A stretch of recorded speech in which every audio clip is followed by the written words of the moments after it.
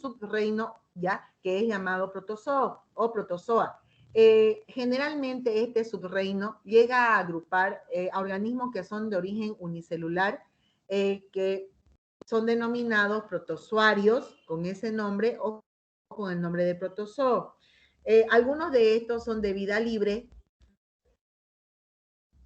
y otros específicamente son parásitos intestinales que viven ya sea en el hombre o en los animales y también en ciertas plantas. Algunos de estos protozoos o protozoarios son inofensivos, ¿ya? Pero otros producen daños que son importantes y prácticamente llegan a trastornar las funciones vitales en el organismo, de su huésped. En este caso estamos hablando del hombre. Como también llegan a sufrir este trastorno el organismo de la persona o de los animales, también llega a producir enfermedad.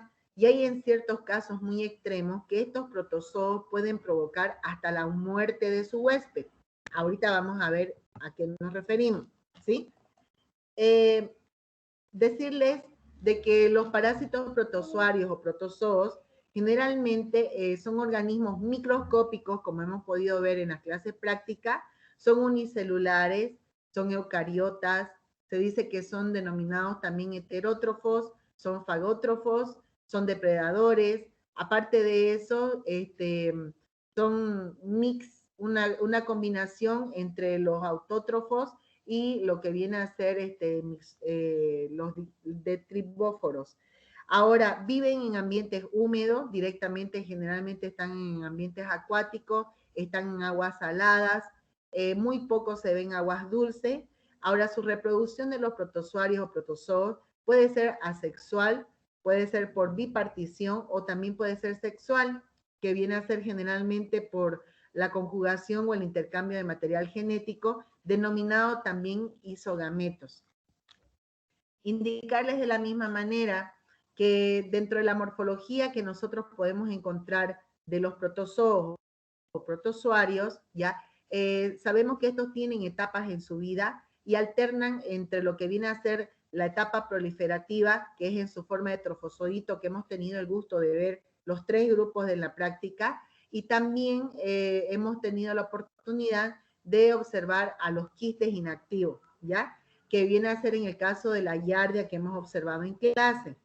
La mayoría de los protozoos generalmente son móviles en su etapa de desarrollo y a esta etapa móvil o etapa de desarrollo se conoce con el nombre de la forma vegetativa de trofozoito, que es lo que vimos en el caso de la Trichomona homini. ¿Se acuerdan que vimos en la práctica? Pues este dibujo que tienen ustedes acá es que les estoy mostrando que así se ve el trofozoito de la giardia, ¿ya? Tanto la giardia, tanto la Trichomona homini y todos aquellos protozoos que tienen formas de trofozoito, siempre nosotros tenemos que tomar en cuenta que estos están en su etapa de desarrollo, que son móviles gracias a estos flagelos, fíjense, de la giardia, tienen flagelos abajo y también vienen flagelos que vienen de aquí arriba. Lo mismo que pasó con el Trichomona homini. Pero también yo no solo lo voy a ver en esta forma, también lo voy a ver en forma de quiste. Y generalmente en su forma de quiste es la forma en que tiene mayor resistencia, ¿ya? En su forma de quiste, este es el quiste de la giardia que ustedes lo han visto ya en la práctica, que prácticamente esta forma de quiste permite que este protozoo de la giardia, el ejemplo que les estoy dando, puedan sobrevivir, no solo la giardia, son todos los parásitos que tienen forma de quiste, les permite sobrevivir en condiciones muy severas, en condiciones muy ásperas, como por ejemplo, la exposición a altas temperaturas extremas, a productos químicos, a largos periodos sin el acceso de los alimentos de su huésped, a largos periodos sin agua, a largos periodos sin oxígeno, ¿ya? Entonces, todos los quistes de los protozoos tienen prácticamente esa manera de sobrevivencia o de poder sobrevivir o supervivir, como dicen algunos libros. Entonces, básicamente ya viene a ser en sí, ya, lo que nosotros podemos observar en todas las formas de los protozoos. Por ahora hemos visto el quiste de la giardia y hemos visto blastocitis homini. Hasta ahí estamos bien. Son parte de los protozoos y se pueden ver en su forma, más que todo la giardia, hemos visto en su forma de quiste, pero no de trofozoito. En la práctica vamos a ver mañana en su forma de trofozoito, ¿de acuerdo? Y yo les voy a mostrar, aparte de las muestras que ustedes me traigan, ¿ya? Ahora, indicarles también al mismo tiempo que los trofozoitos, prácticamente en forma general, todos los trofozoitos de los protozoos tienen tres partes principales. Tienen una membrana, que es esta la membrana, ¿ya? Que puede, de acuerdo al tipo de protozoo va a tener la forma de la membrana. Tienen un citoplasma, por si acaso, tienen citoplasma. Y aparte de tener un citoplasma, también contienen un núcleo principal. La membrana generalmente de lo que viene a ser los protozoos, ¿ya? Y si hablamos de los trofozoitos específicamente, podemos decir que va a variar de espesor de acuerdo a la especie del protozoo, perdón, ¿ya? Generalmente la función principal de la membrana va a ser delimitar al parásito, le va a servir como una protección, una barrera, y también al mismo tiempo esta membrana que está contorneando y encapsulando a lo que viene a ser el trofozoito, le va a servir también para poder intercambiar sustancias alimenticias y también al mismo tiempo de excretar, o es decir, de sacar las sustancias que no le sirva a este trofozoito. Tiene un citoplasma, prácticamente el citoplasma es una masa coloidal que tiene, ¿ya? Representa prácticamente todo el cuerpo, todo lo que ven celeste es el citoplasma. En algunas especies se va a diferenciar por tener una parte interna y una parte rugosa y vacuolada, que es llamada y conocida también como el endoplasma, que son estas de acá, estas celestitas más oscuras. Y también van a tener otra externa, otra vacuola externa, que va a ser bien restringente y va a prácticamente estar dentro del límite de lo que es la membrana, que es este blanco que observan en la imagen, ¿ya? Que eso viene a ser prácticamente, se encuentra localizado en cualquier parte de lo que es el citoplasma. Decirles también de que dentro de la fisiología en sí, de lo que son los protozoos, podemos decir que en los seres unicelulares existen ciertas partes de la célula llamadas organelas. ¿Se acuerdan de biología? ¿Sí?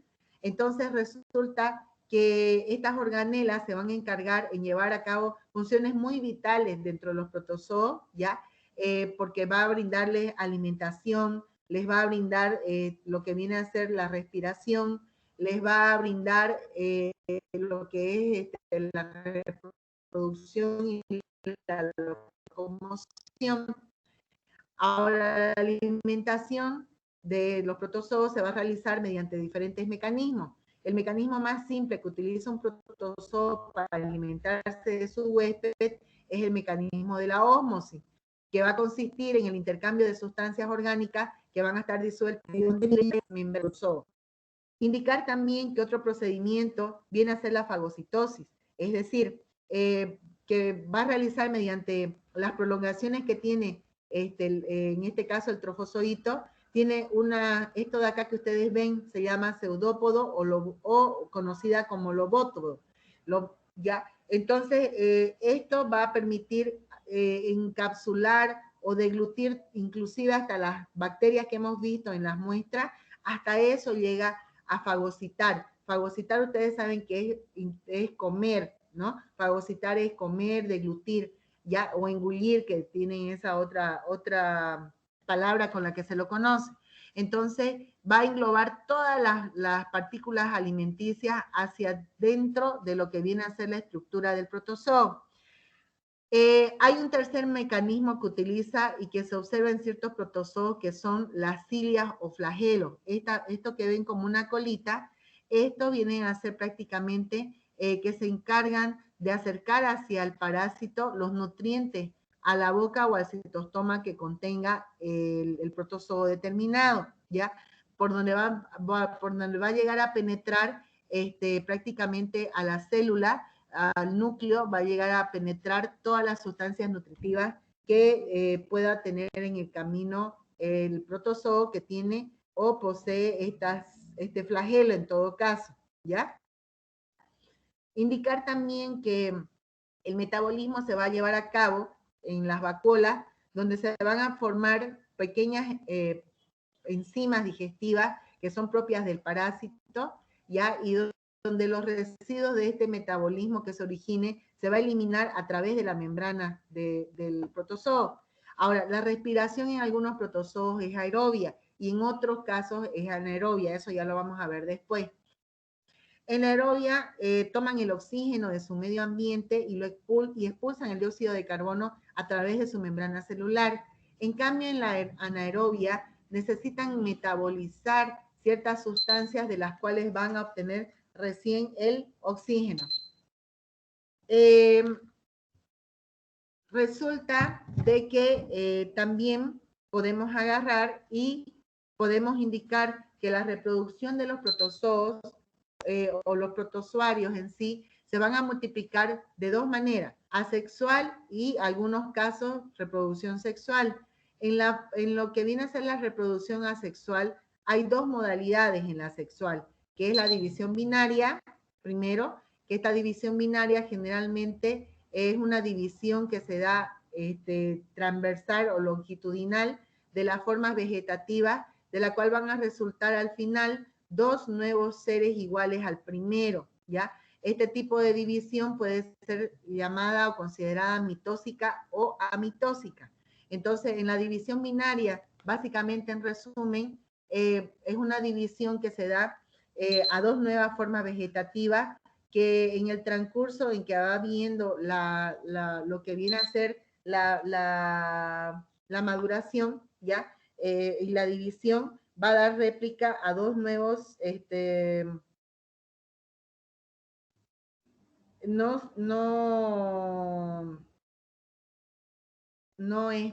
¿cómo se llama? No va a ser no va a ser diferente a la primera, para que me entiendan, sino que va a ser una idéntica a la primera o a la que viene a ser la célula, si quieren llamarle la célula madre, ¿de acuerdo? A esta división que va yendo y suscitándose va a llamarse división mitósica o amitósica, ¿ya?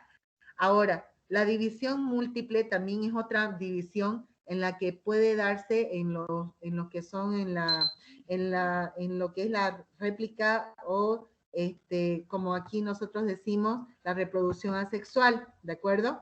En la división múltiple generalmente ocurre cuando una célula va a dar origen a varias formas vegetativas, ¿de acuerdo? Y resulta que esto que da origen a varias células o formas vegetativas se llama esquizogonia. Es cuando el núcleo, como observamos aquí en el dibujo, el núcleo del trofozoito, ya este núcleo que tiene el trofozoito, ¿lo ven? ¿Lo observan bien? Resulta que este núcleo se va a dividir varias veces para dar lugar y origen a una célula multinucleada y que posteriormente cada nuevo núcleo se va a rodear de una porción del citoplasma de esta célula madre inicial y se va a separar en organismos independientes, es decir, del núcleo original, ¿de acuerdo? Del trofozoito, se va a dividir, este núcleo se va a ir dividiendo y dar origen a una célula multinucleada. Es decir, que no solo va a tener un núcleo, sino va a tener más de uno y dando lugar al mismo tiempo a más de una célula, como observamos en la imagen. La reproducción sexual, sin embargo, es muy distinta y es diferente en ciertos protozoos. Más específicamente estamos hablando aquellos que son los protozoos que pertenecen a los hemoparásitos, que ya algo les había nombrado yo en la práctica. Resulta que los hemoparásitos que más comunes se encuentran dentro de los protozoos, tenemos al Plasmodium. Sabemos que el Plasmodium es un parásito que lo transmite el mosquito, es un hemoparásito que lo transmite el mosquito, que lo adquirimos por la picadura del mosquito y a mí me llega a producir lo que nosotros comúnmente conocemos como malaria. ¿Se acuerdan de la malaria? ¿Han escuchado de la malaria, Rosalina? ¿Se acuerdan o no se acuerdan?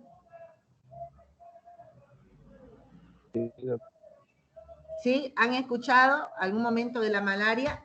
Pues resulta que la malaria es transmitida por un mosquito, que eso lo vamos a estudiar después para no enredarlos mucho, pero que resulta que este mosquito a mí llega a inocularme lo que se llama el plasmodium, ¿de acuerdo? Entonces, el plasmodium es un hemoparásito que está dentro del grupo de los protozoos, donde prácticamente la producción de trofozoítica se llama, no va a dividir su núcleo, sino más bien que va a sufrir diferentes transformaciones morfológicas, va a transformarse en células masculinas o femeninas llamadas gametocitos, ¿ya?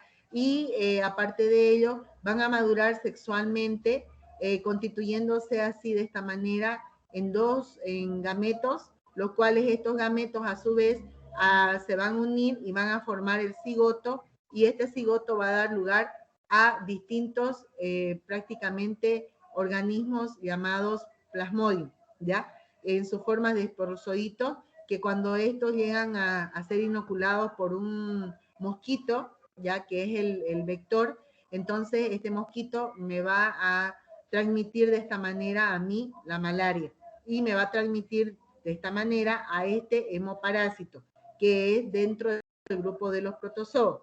Entonces, en su reproducción sexual hay ciertos protozoos como el plasmodium, que es el ejemplo que les estoy dando, donde en sus formas trofozoíticas no dividen su núcleo, pero sufren una serie de diferenciaciones, van cambiando morfológicamente, van transformándose en células masculinas o femeninas llamadas gametos, vuelvo a repetir, y que maduran sexualmente, y cuando maduran sexualmente se fertilizan y luego esto van a convertirse en cigotos, y es en su forma de cigoto mediante la meiosis que va a dar lugar a los nuevos esporozoitos. Y estos esporozoitos son que cuando a mí me pica el mosquito que no tiene ningún tipo de hemoparásito, el mosquito va a contraer o va a prácticamente albergar en su interior a estos esporozoitos, que estos esporozoitos, al estar contenidos dentro del mosquito, que es mi vector, va a este mosquito y va a picar a una persona que está sana, y de esta manera esta persona sana va a contagiarse de malaria, ¿ya? Que eso es un tema aparte que yo les voy a explicar mejor, ¿ya? Pero es para que entiendan cómo es diferente en ciertos protozoos la reproducción sexual.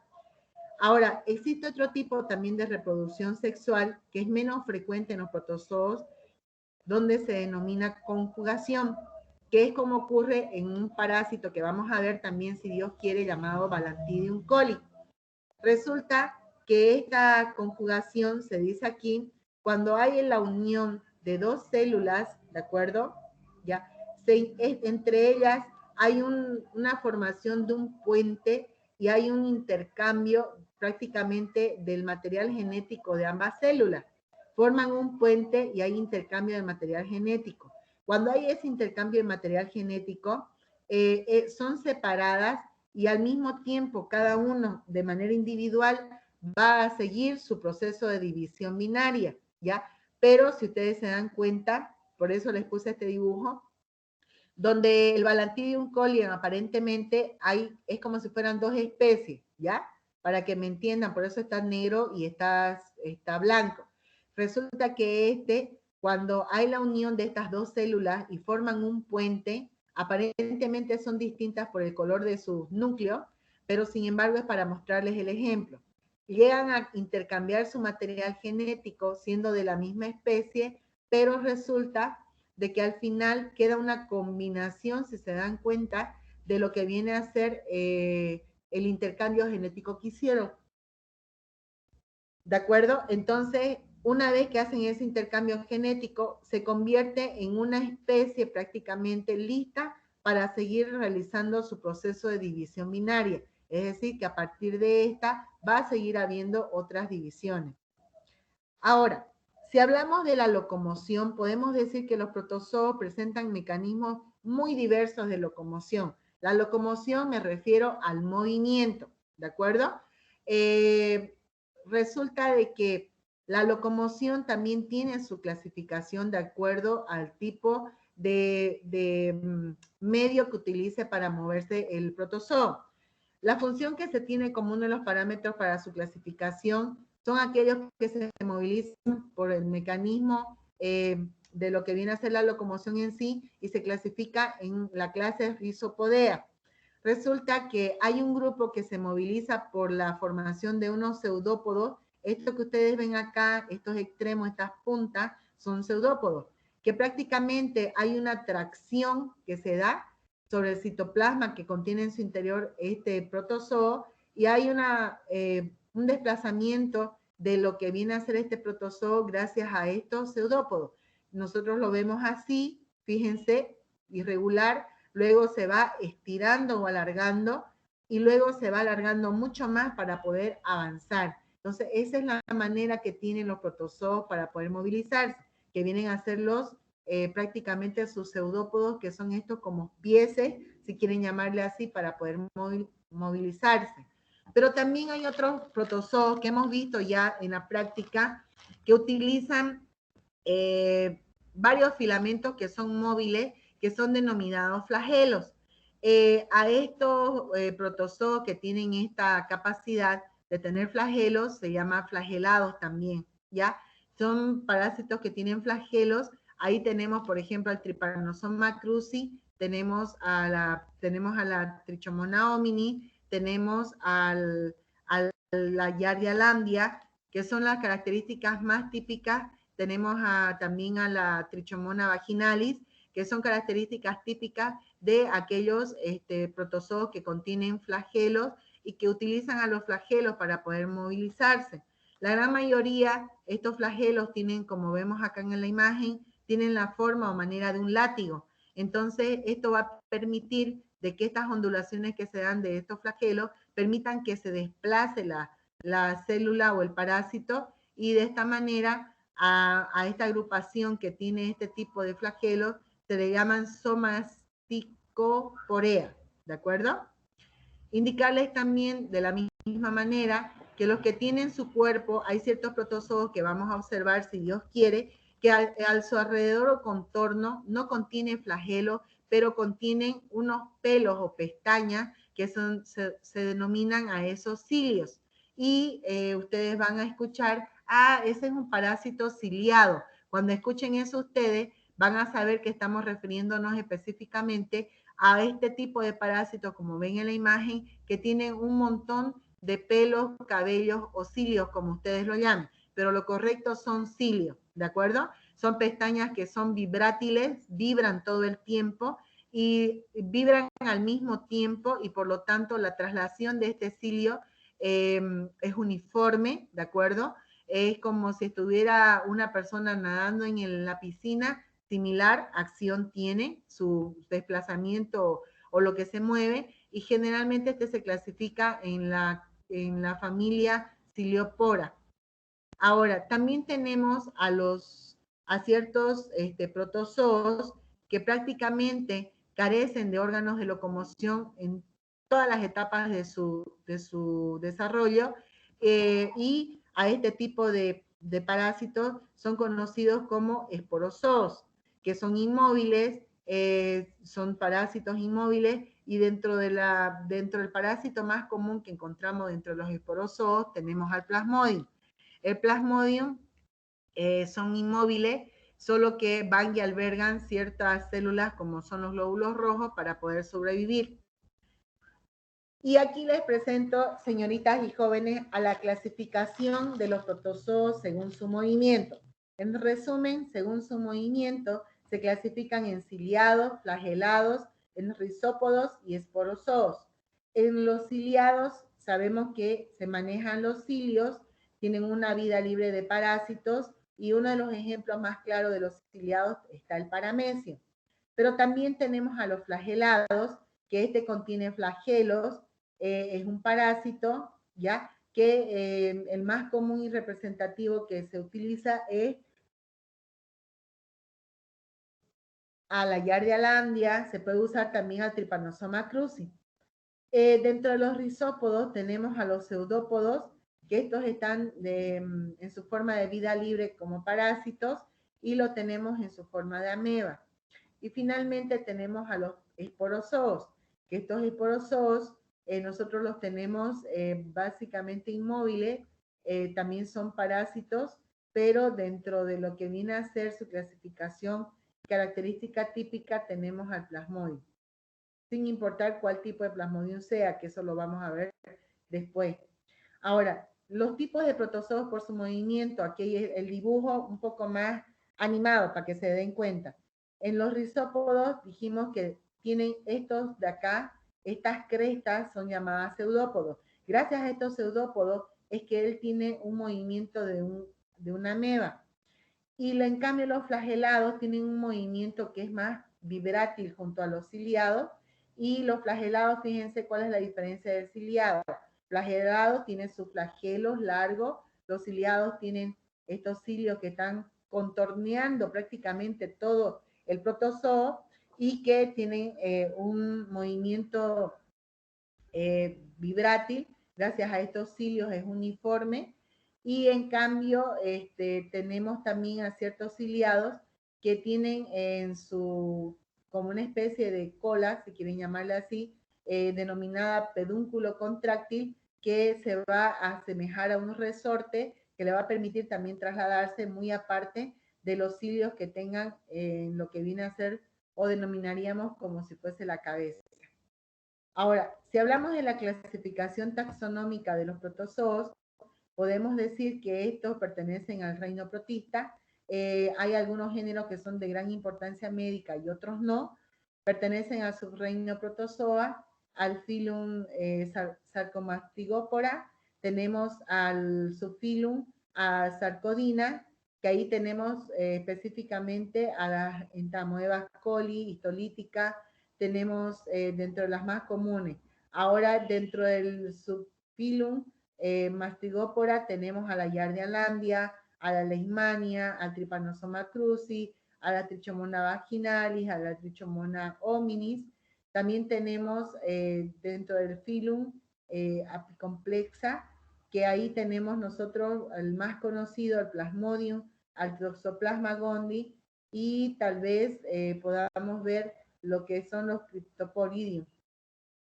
Ahora, los parásitos o la parasitosis intestinales por los protozoos, generalmente nosotros conocemos con el nombre de amebiasis intestinal. La amebiasis intestinal no es más que una infección producida, aquí se las presento, esta es la entamoeba histolítica en su forma de quiste y en su forma de protozoo. Es una especie parasitaria del hombre que puede vivir como comensal en el intestino grueso de las personas, puede invadir las mucosas intestinales y puede producir ciertas ulceraciones y tener localizaciones extraintestinales. Nosotros acá tenemos, por ejemplo, la entamoeba histolítica, esta que está teñida de azul, es en su forma de protozoo, ¿ya? Es en su forma de quiste, perdón, a este protozoo.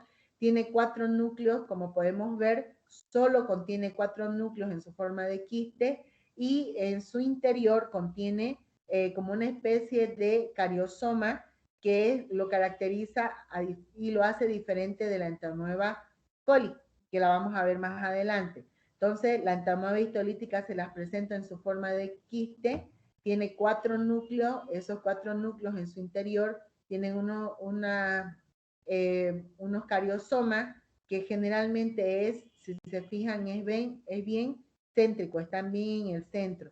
Pero en su forma de trofozoito lo vamos a observar solamente de esta manera, ¿sí? Y que lo que viene a ser básicamente su núcleo y el cariosoma propiamente dicho, fíjense, solamente tiene uno solo, y el cariosoma se ve mucho mejor aquí, más céntrico, tiene uno solo también, ¿de acuerdo? Entonces, eso lo diferencia en su forma de lo que viene a ser denominado su forma de quiste, y en su forma de trofozoito. Ahora, esta mebiasis intestinal producida por la entamoeba histolítica generalmente se va a manifestar de dos maneras. La primera es mediante la disentería, que va a estar prácticamente como el agua, se va a poder ver lo que viene a ser prácticamente fiebre, escalofrío en la persona. También va a indicarnos de que si yo tengo diarrea sanguinolenta y mucoide, ya a eso ya le cambiaría su nombre y se denominaría una disentería amebiana, que es la más común, y puede llegar a causar bastantes problemas cualquiera de estas dos formas. Y en el peor de los casos, puede darse todo lo contrario, que no esté con diarrea mi paciente y que está haciendo deposiciones duras. Entonces significa que prácticamente me va a provocar un dolor abdominal leve, ya, y me puede provocar un estreñimiento de tal manera que hay casos que cuando hay un estreñimiento y nos damos cuenta de que pasa eso, entonces el médico opta por darle tabletas para regenerar su flora intestinal, uno y otro para de una vez deshacerse de este tipo de parásitos. Indicar también que el agente etiológico prácticamente queda ya establecido por lo general, que es la especie de entamoeba histolítica, que es la que tiene la capacidad de invadir los tejidos y viene a ser que solo con la ayuda de un examen microscópico es lo que yo puedo determinar si lo que tengo es una amebiasis, si es severa, si es una amebiasis provocada por una entamoeba que me puede provocar una anemia bien severa como la entamoeba histolítica, o si no, en el otro caso. Bien, indicarles también que la entamoeba histolítica, básicamente hay ciertas características que posee la entamoeba histolítica, entre las que la separa del cobre o la separa prácticamente, viene a ser de acuerdo a la composición de su género. Si hablamos de la entamoeba histolítica propiamente dicha, esta tiene en su forma de quiste, tiene de 1 a 4 núcleos, como podemos observar en la imagen, ¿de acuerdo? Ahora, ¿qué más les puedo decir?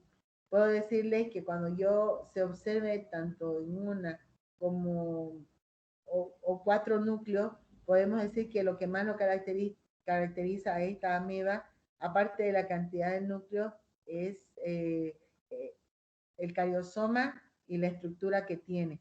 Ahora, la especie histolítica generalmente se va a reconocer o es reconocida por tener fama de prácticamente tener en el centro un cariosoma dentro de lo que es el núcleo. Esto es llamado también cariosoma central y que contiene también cromatina, estas de acá, que se encuentran o tendrían que encontrarse dentro de lo que viene a ser la lectura de un examen completo que se le hace a la muestra para ver y determinar si lo que yo observo es un núcleo, un solo núcleo o 4 núcleos, y si tiene cariosoma céntrico como este, o excéntrico, que es a un lado de la muestra. ¿Ya?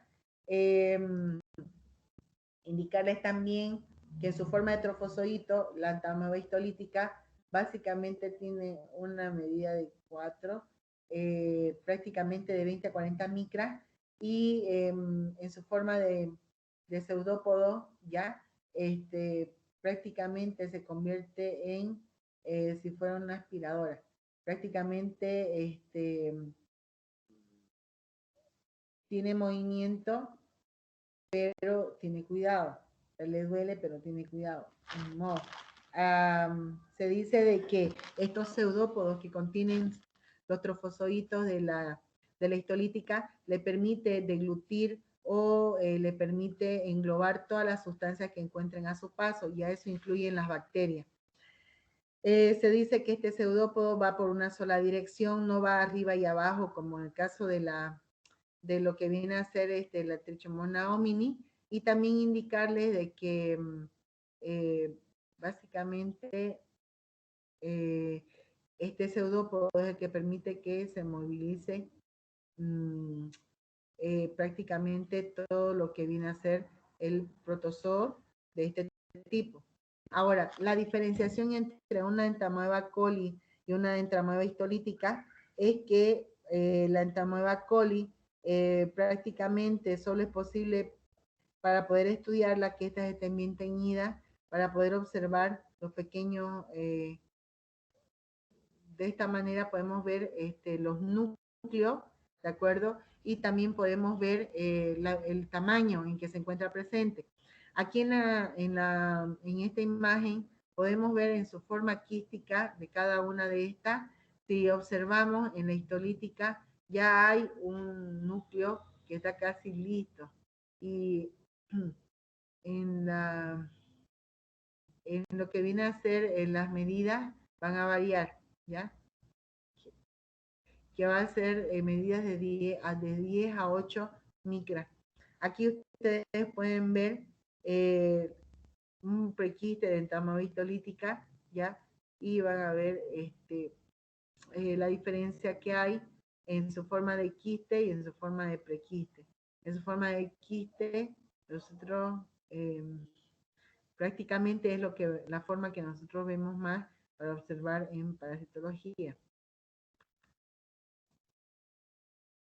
Ahora, el ciclo de vida de los protozoos, en este caso, si hablamos de la entamoeba histolítica, podemos decir que se encuentra prácticamente en la luz de lo que viene a ser el colon, ella va a invadir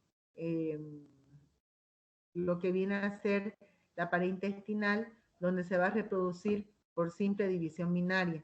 En la luz del intestino, de acá de los intestinos de su huésped, va a eliminar todas sus vacuolas alimenticias y además que va a haber una cierta inclusión, se puede llamar así, intracitoplasmática y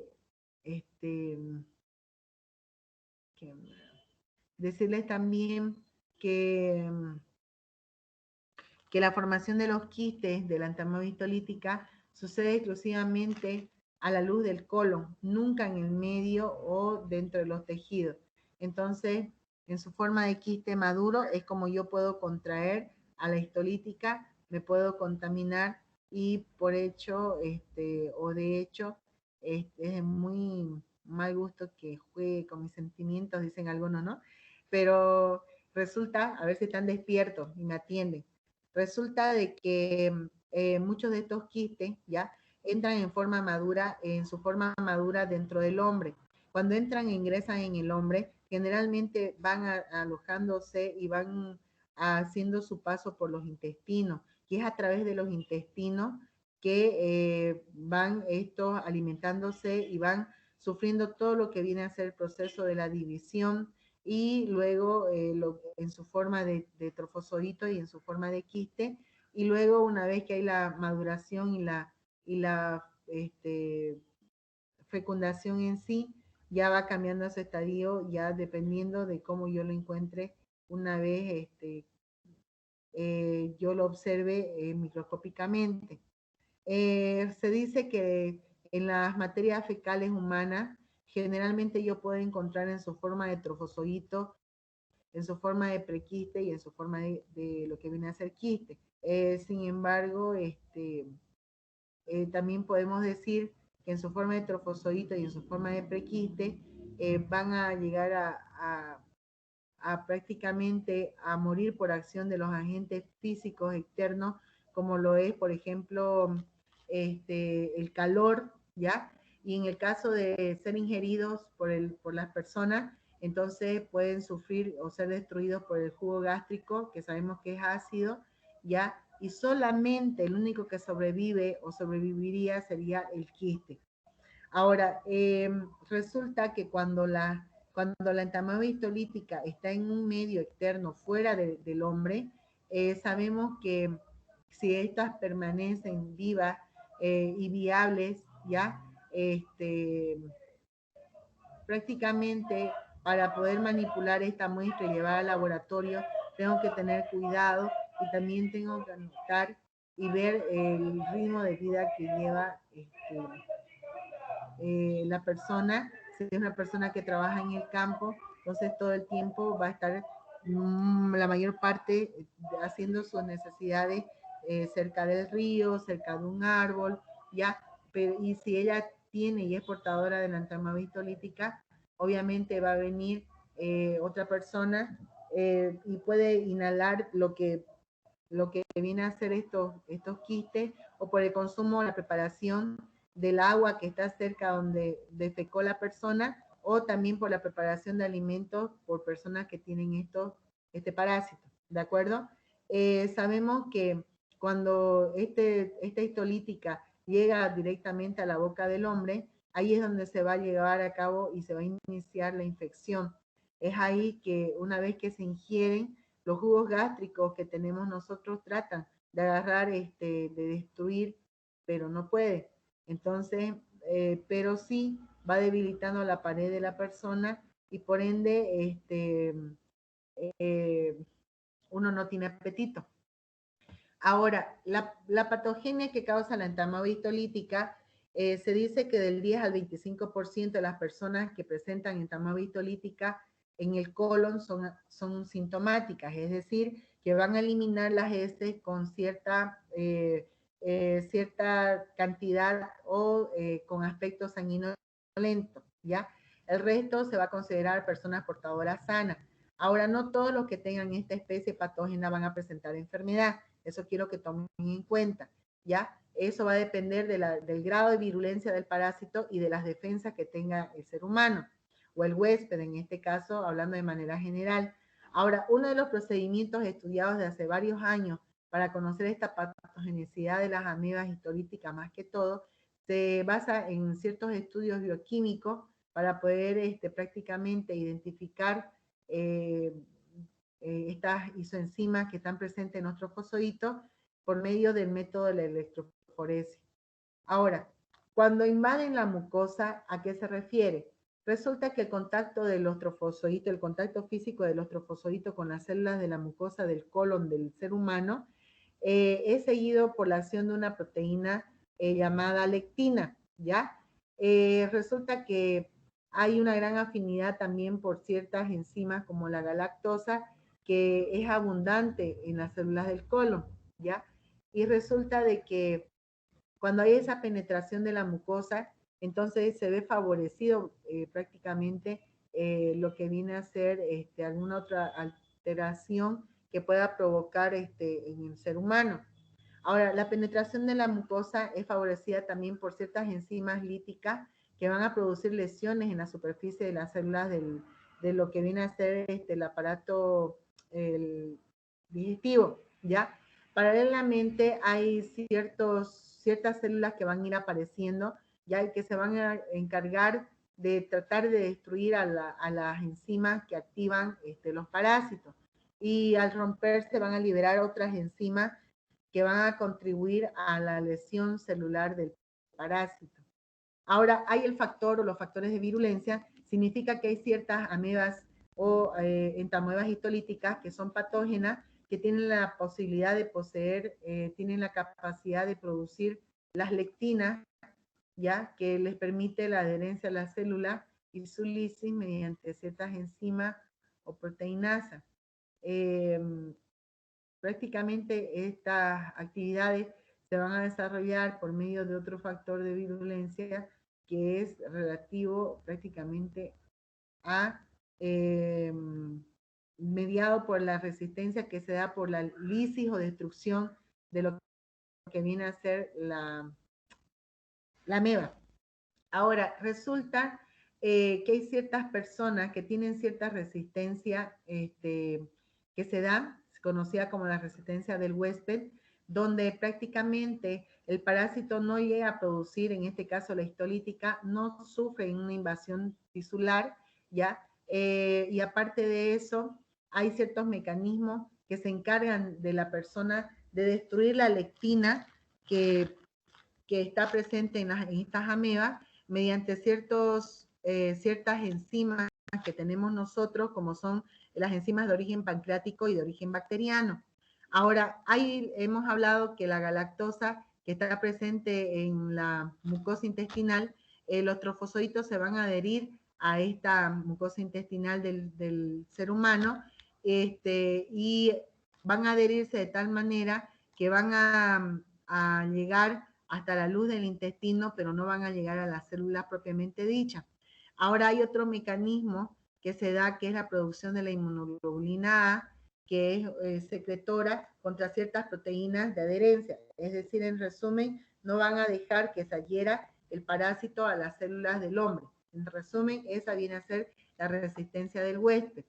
También tenemos la formación de las úlceras, que esta formación, los trofosoditos, se abren paso en sí entre las células de la mucosa mediante una enzima denominada colagenasa, que se va a encargar de destruir los puentes intercelulares de lo que es el tubo digestivo y prácticamente va a provocar que aparezcan nuevos elementos como son los colonocitos, que van a ser introducidos y va a presentar una autólisis y la matriz extracelular se va a ir degradando y las amebas van a ir pasando de la mucosa a la submucosa. En esta lucha entre los parásitos y el huésped, prácticamente una gran cantidad de este parásito en su forma de ameba va a morir y van a liberarse otras enzimas que son un poco más específicas, como la hialuronidasa y la gelatinasa, las que prácticamente se van a encargar de tratar de provocar lesión, ¿ya? A nivel de lo que viene a ser las mucosas y submucosas de lo que es los intestinos del hombre, ¿de acuerdo? Y esta lucha que va a haber y esta aparición va a provocar a su vez al mismo tiempo de que se llegue a formar ciertas úlceras en forma de botón de camisa. Ahora, la necrosis que se da de estas células a nivel del tubo digestivo generalmente se van a presentar en forma de estas úlceras, como les decía, y va a permitir que dé lugar a origen a otras lesiones mucho más grandes, de mayor tamaño, que pueden llegar a prácticamente a cubrir gran parte de ciertos órganos, como es el colon, que a su vez da origen a formas mucho más necróticas, fulminantes, y pueden llegar inclusive a la perforación intestinal en el hombre. Ahora, desde el punto de vista de la inmunología, podemos decir que las defensas pueden ser de tipo no inmune y de tipo de resistencia adquirida.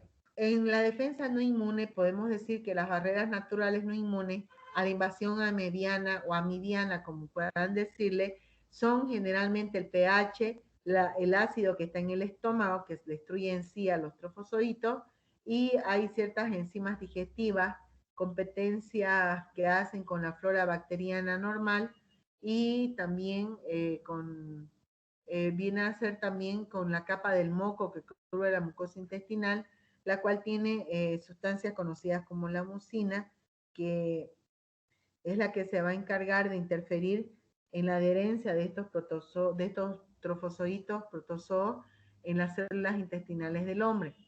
También hablamos de la resistencia adquirida. Si hablamos de la resistencia adquirida, podemos decir de que la experiencia clínica permite e indica que hay zonas endémicas que se ha podido observar a los pacientes que han sufrido de esta amebiasis intestinal, ¿de acuerdo? Que es invasiva y pueden presentarla de nuevo, lo cual va a favorecer a la teoría de que no existe una total resistencia adquirida en los humanos en el caso de la amebiasis intestinal. Si hablamos de la inmunidad humoral, prácticamente podemos decir que la invasión tisular de la entomóeba histolítica va a estimular una respuesta inmune de parte del huésped o de la persona, tanto de tipo humoral como de tipo celular. Si hablamos de la respuesta humoral, se ha demostrado que hay un incremento considerable de la inmunoglobulina G, que principalmente se denomina o separa como IG2, ¿ya? que en pacientes con acceso hepático y amebiasis invasiva, y de IgG, que viene a ser básicamente la IgM, perdón, que son las llamadas y denominadas séricas, ¿ya? Que pueden aumentarse, aunque en menor grado que las IgG. Indicar también que, que no hay evidencia de que la amebiasis intestinal o la amebiasis o por la entamoeba histolítica sea invasiva, creo, va a ser más frecuente o menos severa en personas con deficiencia de las inmunoglobulinas que le nombré. Hay anticuerpos contra el parásito que se hayan llegado a detectar en algún momento de su vida, ya en el suero como en materias también fecales, por diferentes reacciones inmunológicas, ¿de acuerdo?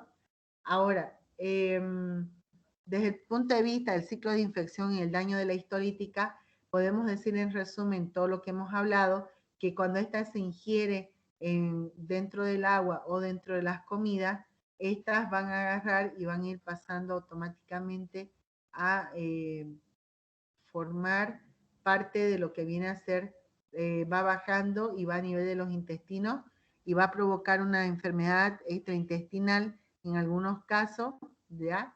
Y en algunos otros casos va a provocar un acceso a nivel de lo que es el hígado, ¿ya? Y de la misma manera, aparte que va a provocar eso, va a provocar lo que viene a ser, al ingresar solamente en el hombre, va a poder provocar una enfermedad que sea no tan seria, propiamente dicha al inicio, pero a medida que va avanzando, esa enfermedad extraintestinal se va dando y va aumentando, ¿ya? ¿Qué más? Decirles también que todo esto se origina a nivel de los intestinos, que por ahora se ha tomado en cuenta también a lo que es el hígado y justamente lo que estamos viendo, que formaron prácticamente dentro de lo que viene a ser el colon. Fíjense cómo es lo que va viendo la maduración y la presentación en sí de lo que viene a ser, en este caso, el trofozoito de malaria. Pero en este caso estamos hablando de lo que viene a ser la entamoeba histolítica. También se da similar situación, pero decirles que a las personas cuando tienen en su organismo más que toda la entamoeba histolítica, podemos decir que pasa más del 90% asintomática, que no tiene ningún síntoma y los síntomas van a aparecer cuando se den opciones como la mala alimentación, por ejemplo, o las famosas dietas en las personas. Decir de la misma manera también de que básicamente los trofozoitos para su estudio es,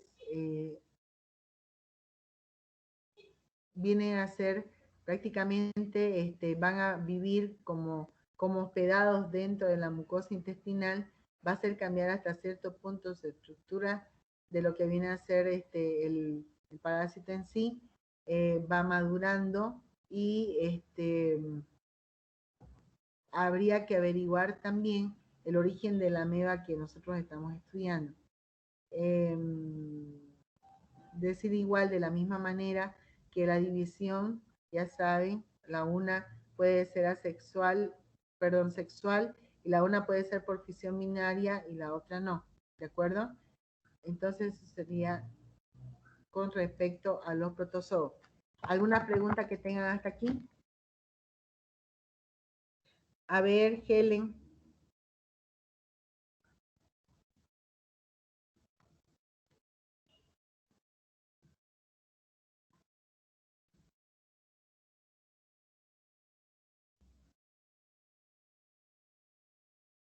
¿Alguna pregunta hasta aquí?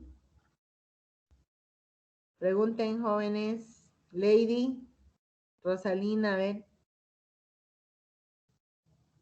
Nada, doctora. No, doctora, nada. Yo sé que para ustedes es nuevo, pero por lo menos a medida que ustedes vayan leyéndolo, se van a dar cuenta que hay ciertos protozoos, como en el caso de la histolítica, que solo nos hemos dedicado a la histolítica ahora. ¿Por qué? Porque es mucho más compleja que los otros protozoos. Entonces, por eso es que no es porque yo tenga un grupo preferido y ese grupo preferido le cambio las cosas. Solo lo único que estoy básicamente queriendo es que ustedes sepan por qué, ustedes no se han preguntado nunca por qué hay ciertos protozoos que el médico dice, ah, no, tengo poquito, no pasa nunca nada. O también puede ser que ustedes le pregunten en su internado, y lleguen a preguntar cómo se puede identificar una entamoeba histolítica. Ustedes ven correcto que le digan, voy a traer solamente una sola muestra. No, no. Ahora hay algo aquí esencial y quiero que ustedes tomen en cuenta. La entamoeba histolítica, señoritas y jóvenes, solamente para poder observarla yo bien, así sea en su forma de quisto, de trofozoito, tienen que estar puntuales, haciendo un coproseriado y sobre todo, más que hacer un coproseriado, resulta que más de 2 horas a ustedes no les sirve la muestra de ese si quieren encontrar una histolítica, porque automáticamente la entamoeba histolítica se fue. No la van a observar, pero si ustedes la miran dentro de las primeras muestras, ahí sí, tenemos trofozoito de Psicomona, tenemos al trofozoito de la Yardia y tenemos al trofozoito también, no olvidemos, del Chilomasti mesnili y también de la Trichomona hominis y vaginal. Pero en el caso, hablando específicamente de la histolítica, nosotros solamente vamos a poder verla en su forma de quiste, ¿ya? No lo vamos a ver en su forma de trofozoito, porque vamos a centrarnos para que ustedes no puedan confundirse, ¿ya? Bien, ¿preguntas hasta aquí? Hablen ahora, callen para siempre. Con el tema creo que ya nada, sino cuando nos toque iremos viendo, supongo, ¿no? Sí, por eso, Eliezer, lo que sí quiero que tomen en cuenta es que nos tocaría hablar ya de la entamoeba histolítica, perdón, de la coli, pero por ahora me he centrado más a la histolítica porque la histolítica es mucho más compleja. La histolítica, a diferencia de la coli, causa más daño cuando nosotros la tenemos en grandes cantidades, y porque al inicio nosotros hemos visto, según el tema, de que no, al inicio la podemos pasar asintomáticos y no ser portadores, pero sin embargo va a llegar un momento en que yo voy a presentar inclusive anemia y esa anemia me va a provocar ya pues un malestar en mi salud. Es ahí donde recién yo puedo saber realmente que tengo o no la presencia de este tipo de parásitos, ¿ya? Aparte de que yo tengo pérdida de sangre, aunque en pequeñas cantidades, pero voy perdiendo sangre en las heces y eso también va afectándome a mi salud, ¿ya? En cambio, la colin no es tan dramática como es la histolítica. Si hablamos en esos términos, ¿de acuerdo? Bien, jóvenes, entonces mañana vamos a centrarnos en ver sus muestras que traigan y yo les voy a mostrar la entamoeba histolítica primero. Si ven una coli, mucho mejor para mí, porque la coli, a diferencia de la histolítica, tiene de 4 a 8 núcleos. En cambio, la histolítica solo tiene 1 a 4 núcleos. ¿De acuerdo? Bien. Aceituno, Murillo, Mayerly. Doctora, una pregunta. Pregunte, dígame. Doctora, ¿será que mañana podemos ir al laboratorio como el viernes es feriado? Justamente les iba a decir que sí, que vengan, todos vengan en el horario que está establecido con ustedes. Estamos, ya, el grupo que es el viernes, véngase en el horario, puede venirse en el horario si quieren de 8 a 9:30 o de 9:30 hasta las 11, ¿ya? En cualquiera de los dos grupos pueden venir, pero mejor, o sea, todos pónganse de acuerdo el grupo 3. O me vienen a las 8 o me vienen a las 9. ¿Está bien? Yo creo que va a ser a las 8 porque después tenemos otra clase, si no me equivoco. Pero ¿y por qué tienen otra clase si ustedes supuestamente tienen hasta las 11 conmigo, Eliezer? No, doctora, nosotros fuimos voluntarios.